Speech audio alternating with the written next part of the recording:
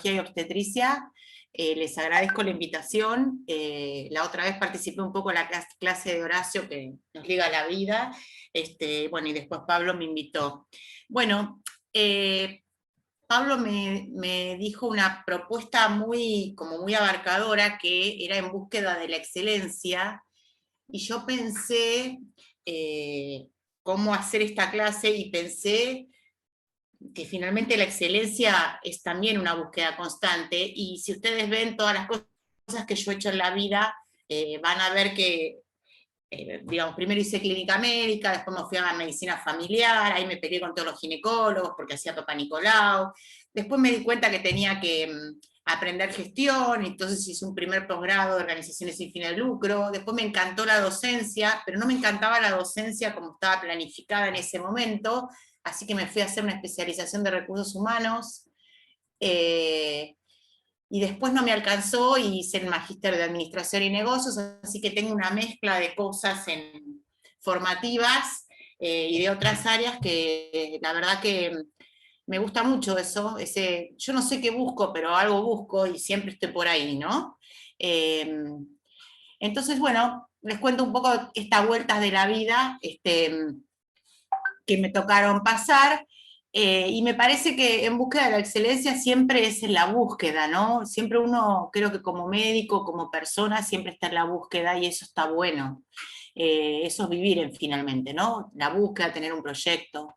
Bueno, vamos entonces, me hice una pregunta y dice, estamos acá supónganse en una consulta, y dice, confíen en mí, no sé si llega a ver la imagen, dice, el médico dice, confíen en mí, soy competente, qué bueno soy en el juego completo, y tenemos un paciente enfrente, y la pregunta es, ¿somos excelentes? ¿Somos competentes para qué?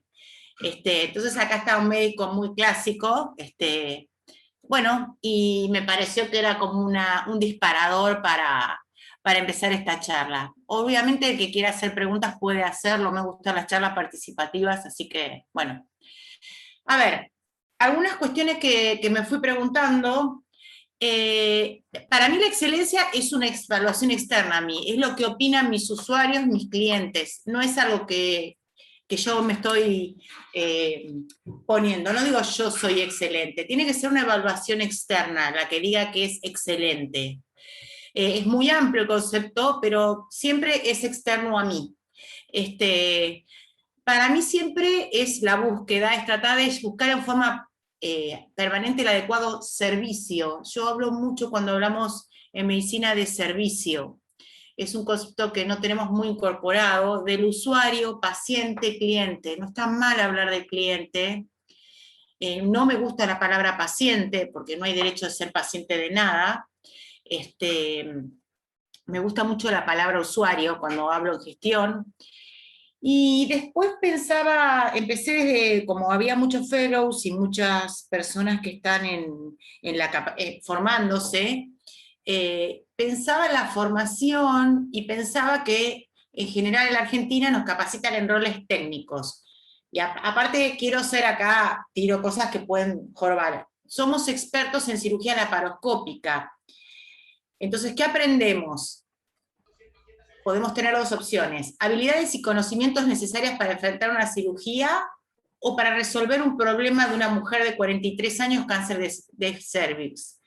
Y acá tiro, ¿es solo entrar al quirófano, operar y cerrar? Si es solamente eso la especialización, ¿para qué son necesarios tantos años? A mí me parece que con una tecnicatura en cirugía laparoscópica, si solamente es entrar al quirófano y operar, sería suficiente. Para mí, el dilema que nos presentamos ahora los que formamos gente, es que cuanto más especialista y desmembrada se encuentre en la práctica, más técnico es el rol, y sobre todo es de menos valor agregado. A mí me parece que un verdadero profesional da servicio, y el servicio no es solamente hacer una buena cirugía. Estamos trabajando con personas y estamos tratando de resolver un problema. En general, en nuestras formaciones, el paciente, usuario, cliente y las organizaciones donde uno trabaja son externas al proceso de aprendizaje y no están en nuestra mentalidad. Yo a veces lo que siento como auditora, como gestora, armando proyectos, y cuando hablo con los colegas, es que me dicen, yo vengo a operar, a mí no me hables de otra cosa. Nosotros en el hospital italiano, cuando en los clínicos nos reíamos de los cirujanos, les poníamos a los cirujanos, les cantábamos canciones y le poníamos un ambo plateado que decía soy el mejor, soy el mejor. Perdonen, que ustedes son cirujanos que los estoy provocando, pero está la idea un poco de generar la provocación. Y bueno, la idea es un poco provocarlos un poco a que replanteemos todo este sistema que tenemos armado de salud, y también con respecto al sistema de salud, porque nos pagan por lo técnico, nos pagan por una operación, no por todo el proceso si resolvimos el problema de la mujer con cáncer de cervix. Entonces, el mismo sistema no nos reconoce como profesionales. Y me parece que es todo un tema a los que estamos formando gente que nos tenemos que replantear. Cuando hice mi tesis en la maestría de negocios, hice cómo se forma la identidad de los médicos de atención primaria, que estaban incluidos los ginecólogos, y cuando leí mucha bibliografía al respecto, me di cuenta que estamos en un sistema muy parecido al ruso, donde todo está muy particionado, y sos más especialista cuanto más particionado estás, y creo que sos más técnico cuanto más particionado estás. También el sistema paga por eso, debo entender que todo el sistema de incentivos lleva a eso. Pero bueno, estaría bueno pensar un poquito más en lo que es ser un profesional. Entonces, ahí les tiro esta idea para que pensemos, y a mí me parece que somos todos profesionales, y que los profesionales tienen que tener una serie de competencias, habilidades, destrezas y conocimiento. Que cuando hacemos una especialización, el ámbito de trabajo no es solo el quirófano, la cirugía laparoscópica, estoy provocando, repito, sino el ambulatorio, la internación, el proceso con el financiador, llenar el bono, la telesalud y la propia comunidad que tiene que saber. El servicio, planteado la atención de salud como un servicio y como no una unidad de producción de cajitas o una unidad de producción de operaciones, el servicio es mucho más que eso, es un valor agregado mayor, requiere un montón de competencias realizadas en forma profesional y termina con un trabajo bien hecho. Y el trabajo bien hecho tiene que ver con una definición de objetivos diferentes que no tienen que ver cómo opero bien, sino una resolución de un problema a una persona. Y la otra cuestión que siempre se me plantea es que no trabajamos solos. Y no, en general, los médicos, en la medida que nos especializamos, no vemos la experiencia del usuario, paciente, cliente. A mí como clínica, del otro lado, muchas veces te cuentan esa experiencia, algunas es felicísima y otras no tanto. Pero los cirujanos, especialmente los ginecólogos, que son también médicos de atención primaria, tienen que pensar en la experiencia del otro. Ahí me voy a poner muy psicoanalítica, pero el otro es el hecho por el cual estamos trabajando. Así que me parecía importante. Pero bueno, después de estas elucubraciones teóricas, me puse a pensar, ¿y cómo se podría hacer esto? Y acá me puse a buscar cómo están capacitando los fellowship y las residencias americanas, canadienses, y me gustó muchísimo un concepto que me dio Eduardo Durante, que es el decano de la Facultad de Medicina del Italiano, pero que tiene que ver mucho, yo esta definición la vi en mi especialización de recursos humanos, que es el servicio basado en resultados. Y entonces ellos hablan de las EPAs, que es E por entrustable, que es confianza, la actividad es confiable por el usuario, los financiadores y la sociedad misma, es lo más difícil de lograr, pero se empieza teniendo objetivos de trabajo y midiéndolos. Professional tiene que ver que un profesional es una persona que tiene una serie de habilidades, destrezas y conocimientos que tienen que ver con la integración, con la comunicación, saber operar, estar entrenado y capacitado en forma permanente. Y las activities, en la traducción es tarea, es igual a trabajo. Las tareas deben ser hechas y hay una especificación de actividades laborales, porque el profesional hace un trabajo. Por lo cual, me gustó muchísimo las EPA como unidad de medición de mi trabajo. Entonces, quería entrar en esta definición, que es muy interesante, que tienen los americanos y ya la están trabajando en el 2010 más o menos, y que diferencia las competencias de las EPAs. En recursos humanos y en la formación de la residencia y de las fellowships, en cualquier tipo de formación, se hablan de las competencias, que son descriptoras de personas. Son conocimientos, habilidades y actitudes. En cambio, las EPAs son descriptores de trabajos y son unidades de práctica profesional. Por ejemplo, las competencias es experiencia de contenidos, cuánto sé yo de técnicas de cirugía laparoscópicas, conocimiento de sistemas sanitarios. A ver, yo tuve jefes que se sabían el británico, el inglés, el español y no sé qué, pero la verdad que él sabía mucho. Capacidad de comunicación, y acá la capacidad de comunicación no tiene que ver solamente con la capacidad de comunicación con mis pares, sino con otras especialidades, con el mismo usuario cliente y con la sociedad. Habilidades de manejo profesional propias de la especialidad, obviamente que hay que saber bien las tareas técnicas y hay que tener un mínimo de habilidades técnicas para asegurarme que este tipo entre en un quirófano. Eso está clarísimo.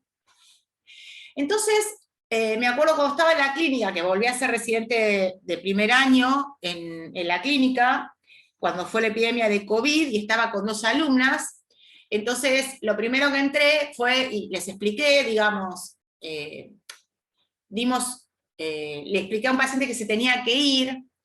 Entonces las chicas, cuando les dije, ¿qué aprendieron? Y las chicas me decían, aprendimos a manejar un paciente diabético, aprendimos la metformina, y digo, no, ustedes aprendieron a dar un alta. Dar un alta es una unidad de actividad profesional importantísima y que está demostrado que dar correctamente un alta en un paciente posoperatorio te disminuye las complicaciones, mejora la experiencia del usuario, evita las complicaciones. A ver, dar una correcta alta del posoperatorio al paciente no es solamente te doy el alta, es explicarle, que estén las indicaciones escritas, que no le falte la receta para todo el mes hasta que te vuelva a ver, que tenga el turno programado, que sepa qué tiene que hacer en el caso de que tenga algún síntoma de alarma, explicarle los síntomas de alarma, no es solamente la cirugía. Por ejemplo, también otra cosa, siempre las tareas, las EPAs, como son descriptores de trabajo, son diseñadores de estrategias ante un problema. Y ahí es donde, cuando definimos una estrategia, definimos un objetivo y un resultado. Y ese resultado tiene que ser medible. No es un tema menor de lo que estoy hablando. Otra descriptor de EPA es cómo se desenvuelve un fellowship en una urgencia quirúrgica, que no tiene solamente que ver si la resuelve en el quirófano, sino también si firmó el consentimiento, si hizo los papeles, si habló con la familia adecuadamente, si conoce a su equipo de trabajo, si se asegura de que todas las condiciones se encuentren dadas en el quirófano o donde sea. Entonces, me parece que las EPA son sumamente interesantes e integrales para definir una práctica profesional. Y lo quería comentar. Acá lo que traje es un artículo de JAMA que me pareció súper interesante, que es del 2015, que ellos, cómo forman a los residentes de cirugía en general. Y fíjense que ya no los forman solamente en cirugías, los forman en... Evaluaron 5 EPAs globales. Las residentes de cirugía tienen 15 EPAs para terminar la residencia de cirugía. Las que midieron acá son las más importantes. Fíjense, o sea, una es recolectar información, la segunda son operaciones básicas, la tercera son operaciones complejas, la cuarta es urgencia y la quinta es comunicación.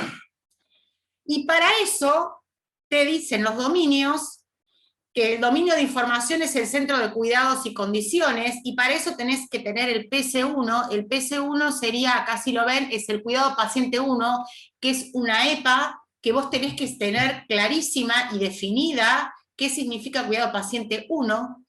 El IC significa la mejoría del cuidado. ¿Qué tenés que hacer vos? No solamente operar, sino tener la información acerca de aquellas prácticas, no solamente dentro del quirófano, sino fuera de él, descritas acerca de lo que significa un cuidado global y bien hecho. Me pareció súper interesante, y por supuesto está en información y conocimiento médico.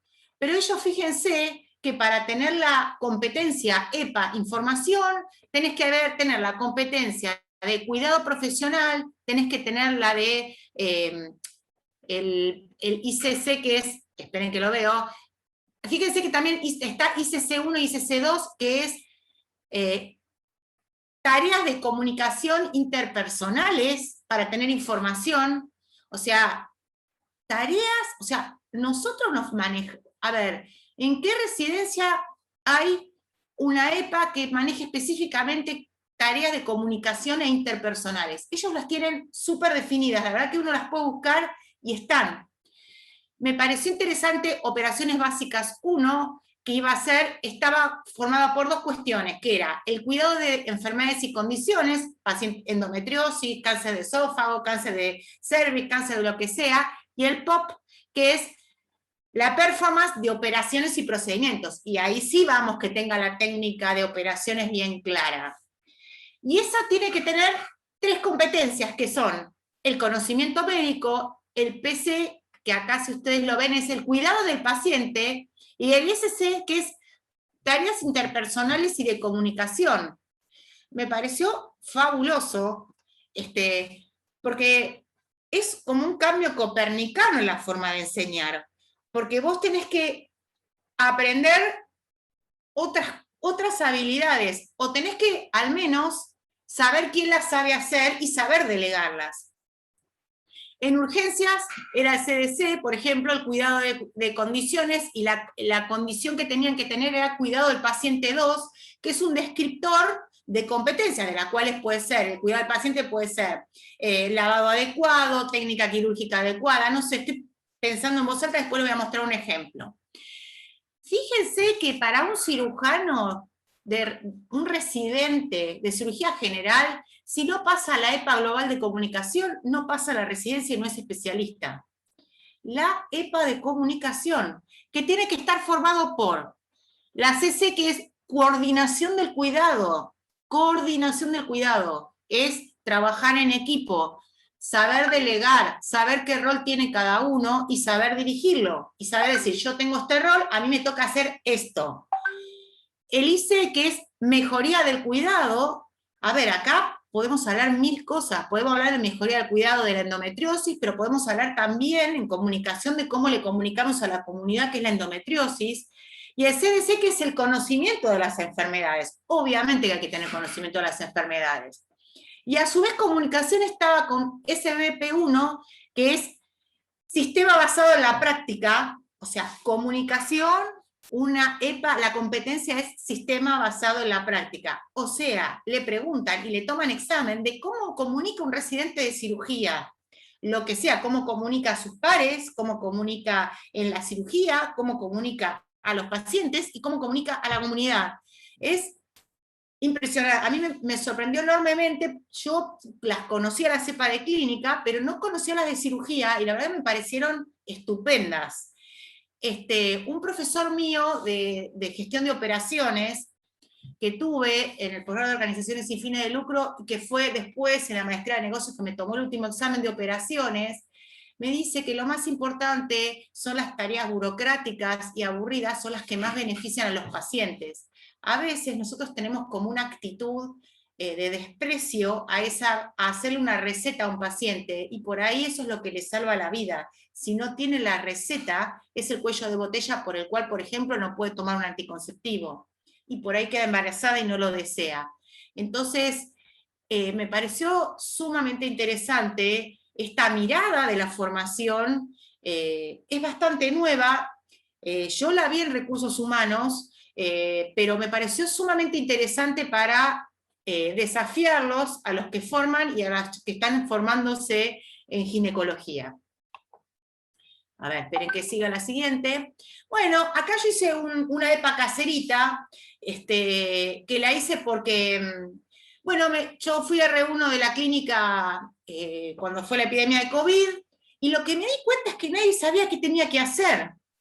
A ver, y yo le decía al que estaba ahí como jefe, le digo, a ver, ¿qué es actividad bien hecha? ¿Qué significa que un médico hizo bien su tarea en el piso con el paciente? Entonces, la definí, la hice, la pasé por varios especialistas de educación, me les encantó, y yo, entonces, esta EPA caserita dice, establecer actividades que definen la atención integral y completa en un paciente en la internación clínica. Esto significa un recorrido organizado de las actividades del médico a cargo de un paciente que se verán reflejados en la historia clínica como resultado final. El resultado deseado es paciente bien atendido, familia informada, equipo comunicado acerca de lo que se espera del paciente. Y que las actividades eran de dos tipos, de comunicación, que en sí misma es una EPA, y de revisión. Y acá las armé. Entonces les armé una especie de checklist a los médicos para que se ordenaran, porque la actividad que tenían en el piso era sumamente desordenada. Entonces le dije, a ver, primera cuestión, no se trabaja más por cama, se trabaja por paciente porque se sabe, los sistemas de seguridad, la Joint Commission, etcétera, establecen claramente que no podemos hablar por el paciente con la endometriosis, el paciente con el cáncer, sino tiene que ser nombre, apellido y DNI, porque, o sea, la nominalidad es lo que evita los errores. Los sistemas de salud británicos que están informatizados consideran que su espina fundamental es la identificación inequívoca del paciente. Si ustedes van a hospitales que están acreditados por Joint Commission, cada vez que entran a hacerse un estudio le preguntan su nombre, su DNI y su fecha de nacimiento, y verifican la identidad del paciente para evitar cometer errores. Entonces me parece que el nombre y el apellido es fundamental. Acá le hacíamos una vuelta, yo lo que hice es un descriptor de lo que veía que hacían y cómo lo ordenaba. Entonces le decía, mirá, primero tenés que ir a la historia clínica, te fijás qué pasó la noche anterior, fíjate qué pasó, los problemas por qué está internado, qué eventos sucedieron en esa internación, cuántos días lleva de internación. Después te tenés que ir derechito a hablar con la enfermera, tenés que tener, porque es tu par, es otra profesional y tu par, tenés que evaluar si hubo mejoría, deterioro o no, fijarte qué escribió en el parte, o sea, el parte de enfermería es clave, siempre está a la posta, de ahí te tenés que ir a hablar con el paciente, una vez que evaluaste lo que pasó, los laboratorios, de ahí hablaste con la enfermera siempre, o el enfermero te va a dar la posta, eso es posta a posta, te tenés que ir con el paciente, y te tenés que comunicar, lo tenés que revisar, tenés que preguntarle cómo estuvo, tenés que comunicarte con el paciente, a revisarlo, y con la familia y su entorno, y siempre hay que ver el problema actual y cambios, el problema de base y los cambios, evaluar la autonomía, eso es clave, evaluar la autonomía. A mí me parece que hay un problema en todas las internaciones de clínica médica que no evalúan la autonomía como primera cuestión para descomplejizar una internación, o sea, siguen con la sonda vesical 300 años, con antibióticos 400 días, a ver, no evalúan si pueden bañarse, lavarse, o sea, me parece que en cualquier internación los grados de autonomía son claves para empezar a desacomplejizar y tratar de enviarlo al hogar. Después te vas a las indicaciones, a las indicaciones médicas, y tenés que comunicarte con el staff de enfermería y decirle, mira, cambié tal o cual cosa, y después tenés que hacer otra cuestión que es comunicarte con los interconsultores, con los interconsultores y con los administrativos, porque los administrativos son claves, son los que te hacen el alta, los que hablan con la obra social, los que te dicen qué falta y qué no falta, los que te hacen todos los trámites administrativos imposibles de la prótesis, del stent, de lo que fuera. Entonces, solo hablamos, y ahora, una vez que hablé de la cepa, solo hablamos de mi tarea en relación de mi paciente en un ámbito. Y siempre me pregunto qué pasa con las tareas complejas que requieren interacción con otros servicios, y ese es un tema que en general no se habla mucho en la formación, pero es fundamental. ¿Qué pasa con las tareas que requieren una mirada sistémica? Por ejemplo, y eso sería algo de mi mesogestión, asegurarme que el quirófano en el cual voy a trabajar trabaja en forma eficiente y segura. Yo tengo que saber qué tasa de infecciones tiene, cómo está trabajando, o sea, qué tipo de, cómo nominaliza a los pacientes cuando ingresan al quirófano, cómo le pregunta de qué se van a operar y marca 700 veces que se va a operar de la panza y no del dedo. Entonces ahí está la cadena de valor agregado. A mí me parece que la cadena de valor agregado está definir el target, o sea, lo que quiero lograr en base a las guías. Lo que sobra en la Argentina son guías, teniendo en cuenta, pero hay que tener en cuenta en estas guías la integralidad del cuidado. A mí me parece que las guías están hechas solamente para la enfermedad y no para la persona. A mí me parece que un cáncer de cuello estadio 4 requiere que en algún momento trabajemos en equipo con un paliativista y con enfermería. No solamente lo que tiene que hacer el ginecólogo en el cáncer estadio 4 y una vez que no puede hacer nada lo deriva al paliativista. Me parece que tiene que ser un plan estratégico donde el ginecólogo tiene que definir hasta acá voy yo, pero yo hago la comunicación y hago el traspaso o no, o sigo atendiendo las determinadas cuestiones porque la confianza es clave con el paciente. Definir objetivos de mínima y transmitir al equipo. A ver, yo quiero lograr con este paciente que tiene un cáncer de cuello estadio 4 que se bañe solo. A veces parece una estupidez, pero es la autonomía. Y la otra cosa es que eso nos quita un poco de protagonismo, pero por ahí tenemos que empezar a confiar en los enfermeros, en los paliativistas, en los psicólogos, y un montón de gente que tiene que trabajar en nuestro equipo. Por eso creo que tiene que hacer una atención centrada en el paciente, escucharlos, entender qué desean y no la operación que quiero hacer. A mí me parece muy interesante en la atención centrada de los pacientes en cuestiones actuales. Uno es el rol de las decisiones anticipadas, y a mí me parece que la interrupción voluntaria del embarazo, que es una ley reciente, tiene una enorme vigencia en la atención centrada de los pacientes en la escucha.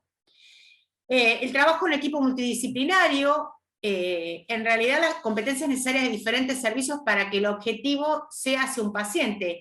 A ver, para mejorar la calidad de vida de una mujer con incontinencia urinaria de esfuerzo, ¿qué competencias necesitamos?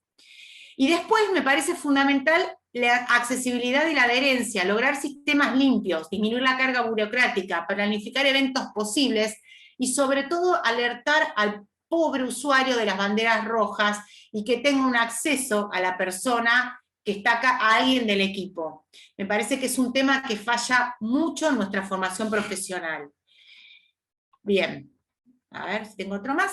Bien, a ver, entonces, cuando nosotros tenemos un paciente con determinada enfermedad, tenemos que definir un target o un objetivo y tenemos que definir un resultado. Para eso sirven las guías de práctica clínica en forma y la trayectoria clínica del profesional, pero también tiene que estar el paciente informado, formado, escuchado, implicado. Y hay elementos de alineación de objetivos y coordinación entre profesionales e integración de equipos multidisciplinares. Cuando yo hablo de integración de equipos multidisciplinarios, no estoy hablando de que sea un equipo que hablemos de nuestros problemas. Los equipos multidisciplinarios hablan del problema del usuario, no de nuestro problema. No tenemos que hacer equipos para hablar del sindicato de médicos que tiene que lograr un aumento de sueldo. Lo digo con todo respeto porque estoy totalmente de acuerdo que tiene que haber sindicatos, pero cuando hablamos de equipos, tenemos que hablar de equipos en función de usuarios, no en función de nosotros. A mí me parece que la accesibilidad es un tema que no hablamos casi nunca. A mí me parece que si nosotros alertamos de banderas rojas, el paciente tiene que tener algo donde llamar, algo donde acudir, un mail donde preguntar, algo. Y a mí me parece que es importante los circuitos, el que está en la Sagrada Familia, los circuitos lindos deben hinchar bastante los cocos, porque conozco de días que se busca eso.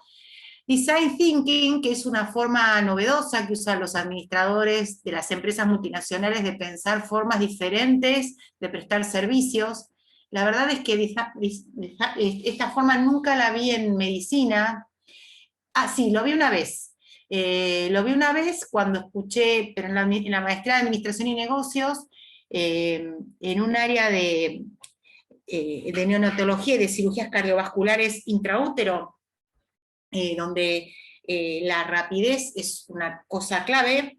En realidad, los que hacen este tipo de diseños, en vez de llamar a médicos, llamaron a ingenieros, pero los ingenieros que trabajan en la Fórmula 1 y tienen que cambiar una goma en 7 segundos, y fueron de suma ayuda para lograr que ese equipo operara más rápido y sea más eficaz en el resultado final, que es que operaran el corazoncito intraútero lo más rápido posible, y medían cómo a la mamá la trasladaban de un lado a otro, en cuánto tiempo. Y la verdad es que a veces no usamos esa gente que nos puede aportar un montón de competencias y de tareas. Me parece eHealth es fundamental, me parece que eHealth da accesibilidad sobre todo, me parece que es una herramienta extraordinaria. Hay mucho para hablar de eHealth, si les interesa es otro capítulo para hablar. Y me parece que siempre tenemos que evaluar nuestro trabajo. Finalmente, y ahora voy a las organizaciones, porque primero hablé de las personas, después hablé de cómo organizamos los procesos cada uno de nosotros con nuestros equipos. Fui de lo chiquitito y ahora subo a lo organizacional, y me parece que nosotros estamos acá en las operaciones. Operaciones no me refiero a las cirugías, operaciones es todas las actividades de un sistema. Me parece que tenemos que trabajar mucho la logística interna. Los que me conocen saben que me desvivo por eso, que tiene que ver con armar procesos limpios y procesos integrados, que el despacho y entrega sea efectivo. Despacho y entrega es entregar medicamentos, hacer una solicitud, dar un consentimiento informado, o sea, son actividades que parecen administrativas, pero son absolutamente profesionales. Me parece que tenemos una formación que como que eso es de las secretarias. La verdad es que me parece que la logística externa de despacho y entrega es por sí misma una de las más importantes que tenemos que tener formación. Aspectos comerciales, vía web, cómo nos vendemos, y después el servicio y la calidad de atención. Pero a su vez, estas son las operaciones. Acá abajo en esta flechita está el paciente recorriendo esto, esto, esto, esto y esto. Pero todo esto está sostenido y es imposible que pueda ser realizado si yo no tengo una estructura arriba. Una estructura que tenga, que se llama, que tenga una visión hacia dónde quiera llegar. Entonces, esa estructura a la cual muchas veces los profesionales la consideramos ajena, o sea, yo cuando hablo con muchos profesionales, me hablan de, no, yo hago mi trabajo, yo me dedico a hacer ecocardio, no hago otra cosa, o yo me dedico a hipertensión. Pero a ver, para armar un quirófano tiene una complejidad extraordinaria, y hay administración de recursos humanos que hay que reclutar, que hay que contratar, que hay que remunerar, una estructura que tiene que ser consensuada y vista como es la mejor manera de hacerla. Hay un desarrollo tecnológico, y ni hablar ahora, y sobre todo hay servicios de apoyo a los cuales no le damos ni bola, pero que a veces son como clave. Yo a veces veo el tipo de vigilancia en una guardia, o a los de limpieza que evitan gran cantidad de infecciones intrahospitalarias, y me parece que pensar esa integralidad es lo que nos da la cadena de valor. Así que bueno, acá termina mi charla, y estoy dispuesta a escuchar preguntas.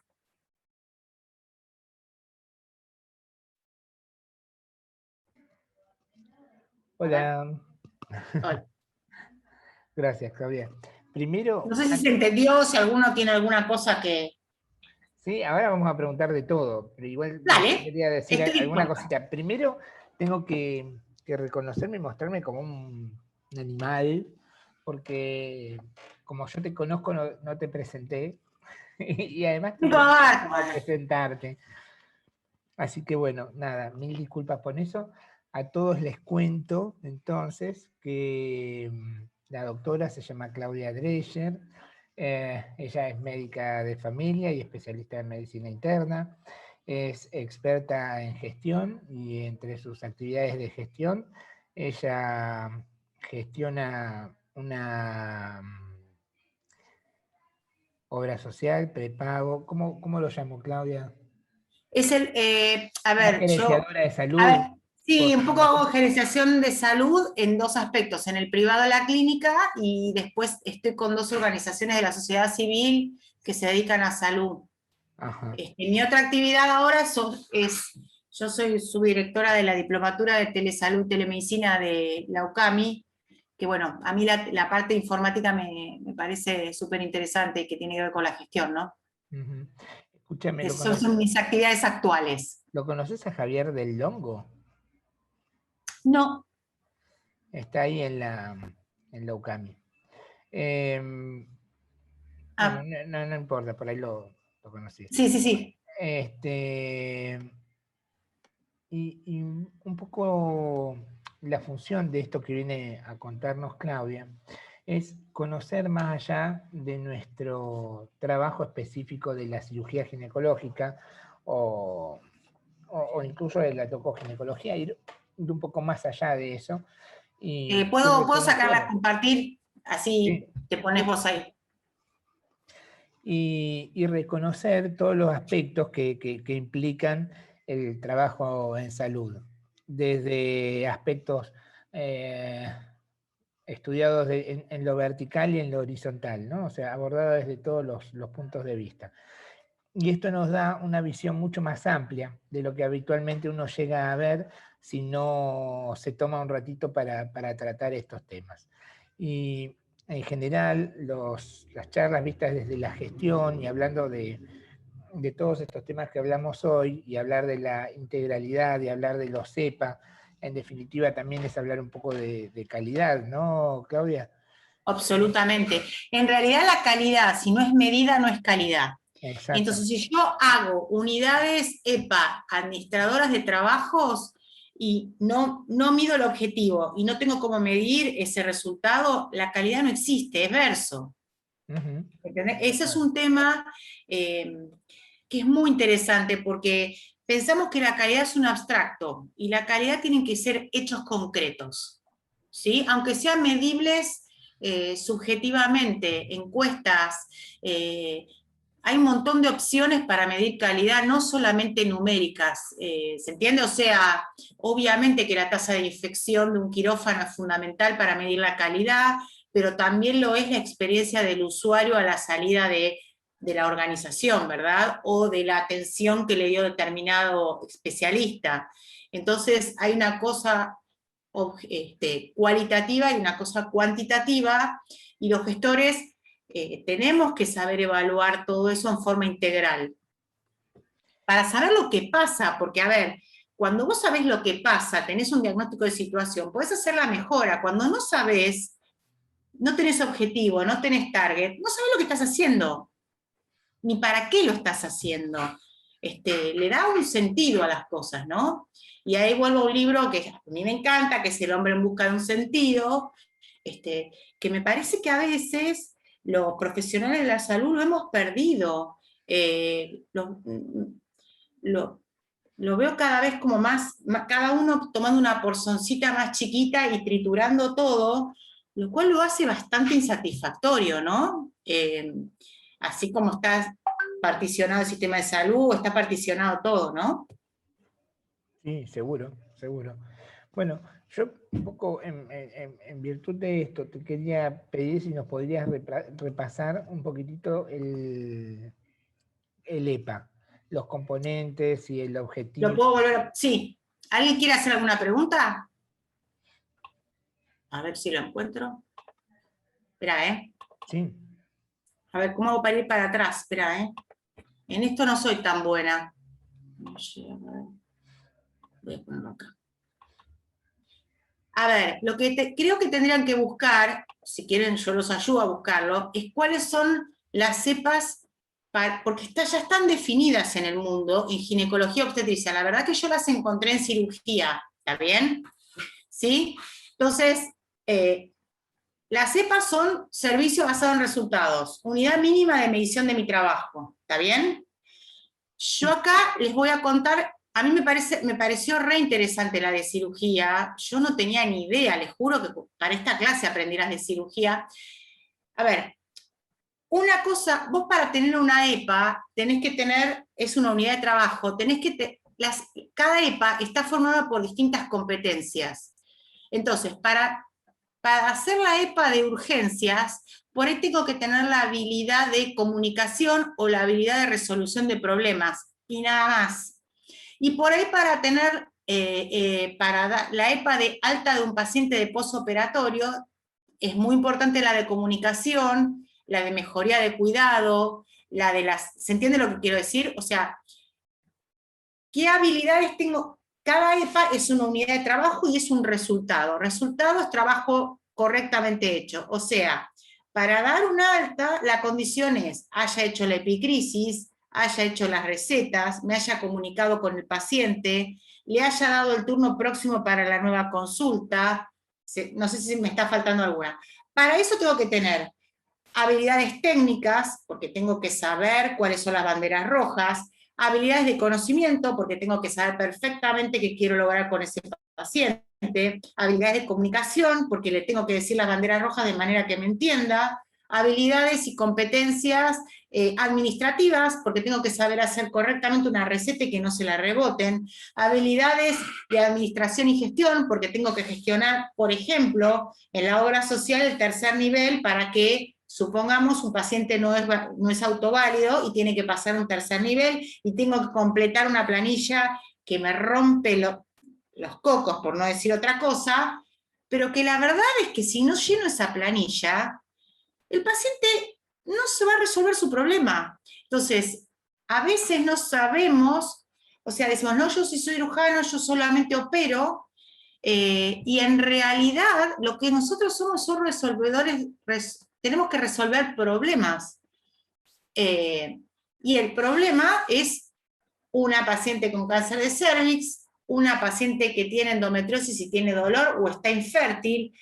Entonces, una paciente con endometriosis y dolor e infertilidad, ¿cuál es el objetivo? Que tenga la escala de dolor de acá a 6 meses, mucho menos dolor, que es medible, y que en 2 años quede embarazada. No sé si me explico. Esa es una EPA. ¿Está bien? Vos tenés la paciente con endometriosis, pero la EPA sería, ¿qué plan tengo yo y mi equipo, digamos, en realidad mi equipo, la organización, el servicio, para esa paciente? El objetivo es que le baje el dolor de 10 en 10, estoy diciendo cualquier cosa, de 10 en 10 a 12 en 10 en un término de 6 meses, y que la paciente quede embarazada en 2 años. ¿Se entiende lo que quiero decir? Es dar vuelta a la forma que trabajamos. ¿Me comprendés, Pablo? Sí, es otra visión en definitiva. Sí, lo que pasa es que a veces cuando hacemos servicio no nos damos cuenta que el cuello de botella por ahí es la actividad que menos nos gusta hacer. Pero tenemos que aprender que si no hacemos esa actividad no podemos lograr lo siguiente, ¿sí? A ver, si nosotros a una paciente con un cáncer terminal no la ponemos en contacto con un paciente, con una persona paliativista, y hacemos el contacto y vamos charlando, y ya antes de derivarla vamos contándole el caso, y vamos preparando a la paciente para traspasar esa responsabilidad, la verdad que a los pacientes les queda una enorme frustración. Lo digo desde la auditoría de una prepaga, que a mí me llegan los pacientes, ¿entiende? Entonces, ahí veo donde no hay trabajo en equipo tampoco. Entonces, ¿la EPA cuál sería? Y bueno, esta paciente tiene un cáncer terminal, tenemos que lograr que se muera tranquilo. Bueno, hay casos históricos. A mí me pasó auditar una vez en la clínica una paciente con un cáncer de cuello, que no fue operada en la clínica, que tenía 43 años. Claro, y cuando yo fui a ver en auditoría qué estaban haciendo, y estaba internada en clínica, y no habían hecho nada, y yo le decía, ¿para qué la tienen internada? No sé, me dijo la clínica que la estaba atendiendo. Entonces la fui a ver y le pregunté qué quería. Y ella me dice, me quiero morir en mi casa abrazando a mi hija de 3 años. Bueno, ahí escucha, esa fue una EPA. O sea, lograr que esa paciente de 41 años con un cáncer de cuello terminal se muriera en su casa sin dolor y abrazaba a su hija de 3 años. Lo logramos, nos costó un poco, pero digo, la EPA es otra cosa, ¿se entiende? O sea, la EPA es otra cosa, es mirarla, no mirar desde la enfermedad, sino mirar desde el servicio. Sin duda una parte importantísima es estar en el quirófano y es la parte más relevante, porque la verdad es que eso le cambia el destino a las personas, pero no es suficiente, creo yo. Sí, la visión del servicio también es difícil porque en general nunca nos enseñaron, nunca nos educaron como que somos prestadores de servicios. Absolutamente. Y sabes qué, inclusive cuando hacía la maestría de negocios, costaba mucho dar ejemplos profesionales de salud, nos costaba un montón. Y los mismos administradores de salud les costaba cualquier cuestión que tenga que ver con el servicio, porque también hay una cuestión de que el financiamiento no es por servicio. A vos te financian la cirugía, a vos te pagan la cirugía, a vos no te pagan porque la paciente esté contenta, no dolorida y que viva 10 años más. ¿Se entiende lo que quiero decir? Uh-huh. Que finalmente es por lo que te tendrían que pagar. Me gustaría, a ver si alguno tiene alguna duda con respecto a esto, que quiera hacer alguna consulta, están invitados a preguntar, miren que no hay ningún inconveniente. Horacio, me quedo. Horacio se muere de ganas por hacer una pregunta. Sí, dale, Horacio. Dale, quiero escuchar. Te agradezco la participación, pero no tengo ninguna pregunta en particular. Es decir, esto, a mí me gusta analizar la excelencia como un camino que es un reto, un desafío con mí mismo, ¿sí? Una vez que yo logro ese componente de participación en mí mismo, esa mejora en mí mismo, veo en la mejora del entorno. Pero igualmente no llegué al punto final. Es un camino permanente, ¿sí? Donde voy revisándome, ¿viste? Y a su vez voy haciendo los aportes críticos a la estructura en la que participo para caminar juntos en ese desarrollo, ¿sí? Es verdad que el problema de los incentivos nos desorienta, nos hace confundir, nos hace como quedarnos quietos y hacer una construcción de una zona de confort mezquina, porque no, debatimos poco en el proceso de crecimiento conjunto, ¿sí? Nos orientamos mucho al crecimiento personal, en el mejor de los casos, ¿sí? Pero bueno, no tengo una pregunta como tal. Me gustó la participación de Claudia y me gustó el tema, Pablo, de que vos puedas también ofrecerle a todos los colegas desde un espacio como este, con la vocación que le ponés y la hombría de bien que le ponés, darle a esto una concepción holística, una concepción integradora de lo que nos toca vivir, con un objeto final único, que es la persona, cómo todos nuestros esfuerzos se orientan a que esa persona esté mejor, esté más feliz, esté más contenida y tenga una vida plena comunitaria. Sí, yo coincido y es cambiar un poco el paradigma, ¿vieron? O sea, pero la verdad es que los americanos lo están haciendo. Es increíble, pero ellos no te pasan una residencia si no pasas la habilidad de la comunicación y la competencia de la información. La EPA de la información, y te la definen con resultados concretos.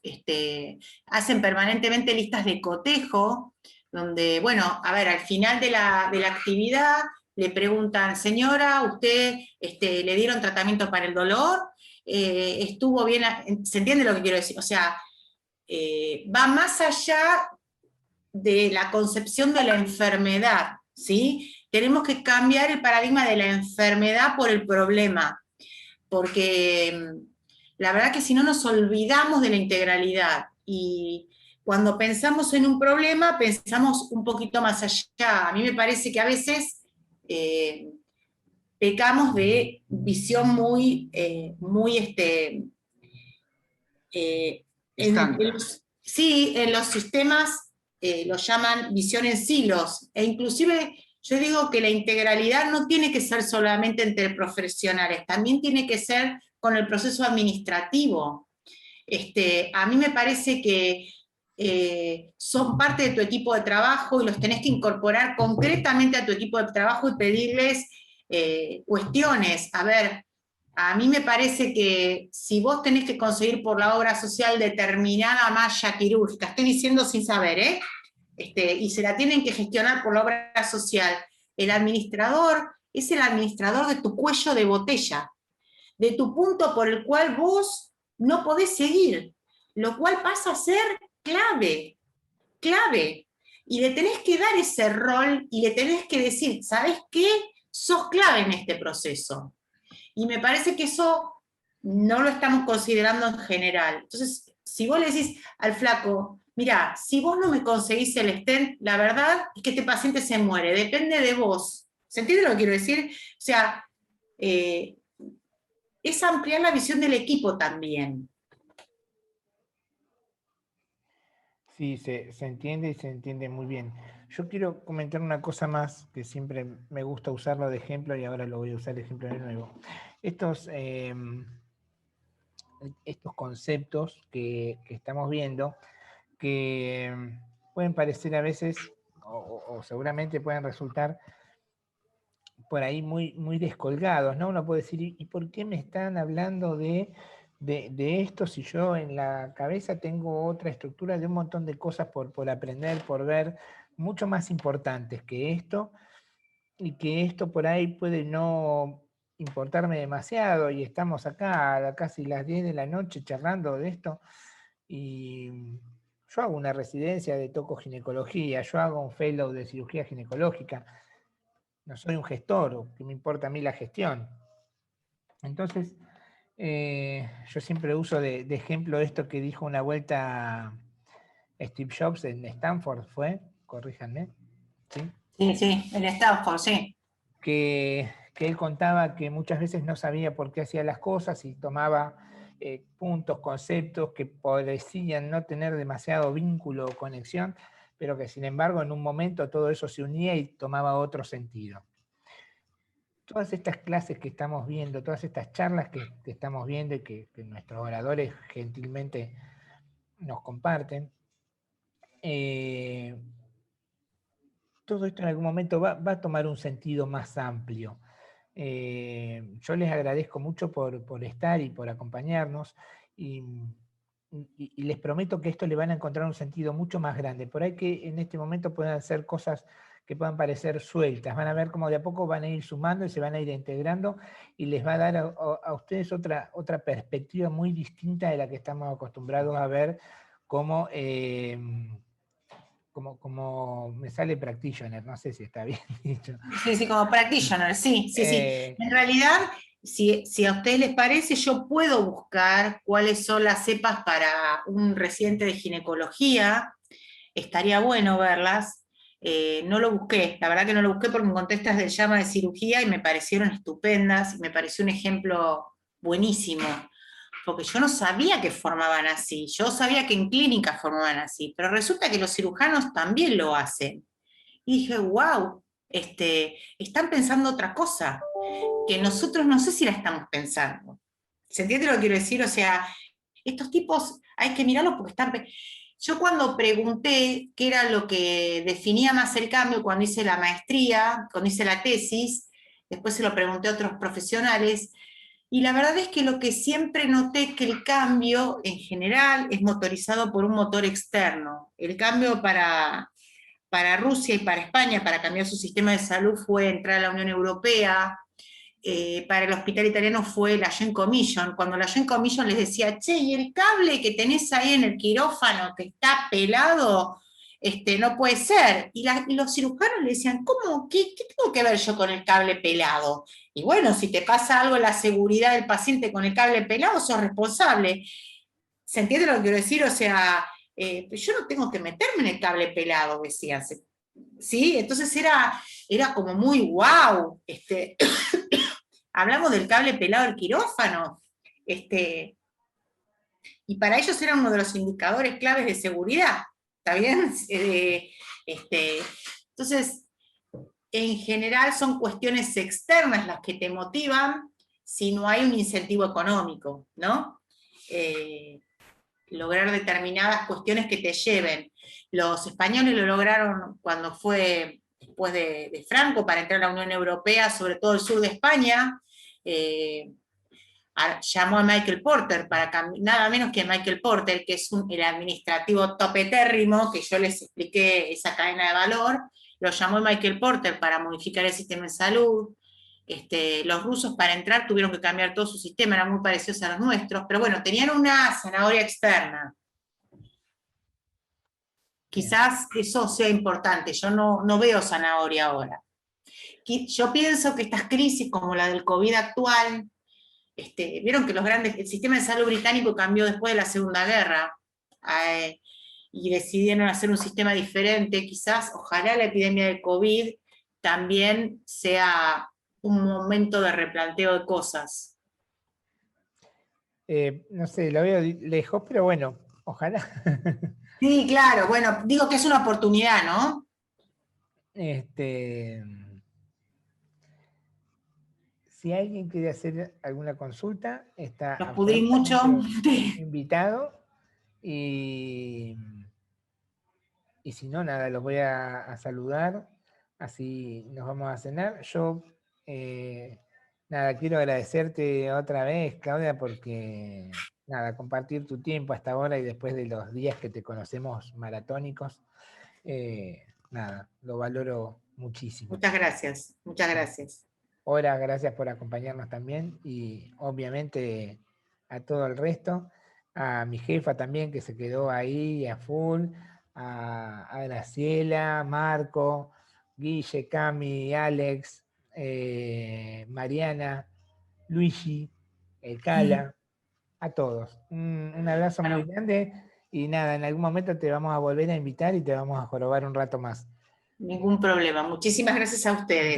La verdad que para mí un desafío, por ahí perdonen si a veces soy un poco provocadora a propósito,